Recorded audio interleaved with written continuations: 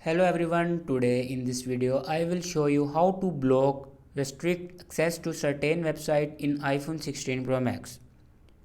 So first of all, before watching this video, don't forget to subscribe the channel and also press the bell icon.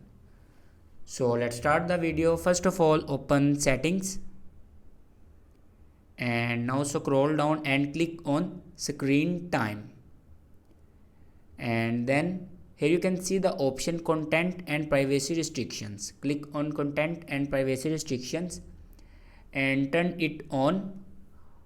After turning on content and privacy restrictions, you can see the option App Store, Media, Web and Game. Simply click on it and then click on Web Content.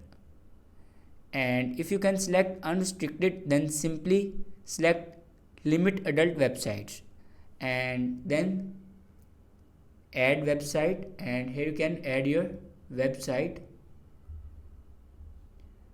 After that, adding your website, go back, your website will be added. So this is the way to block restrict access to certain website in iPhone 16 Pro Max. Thanks for watching this video.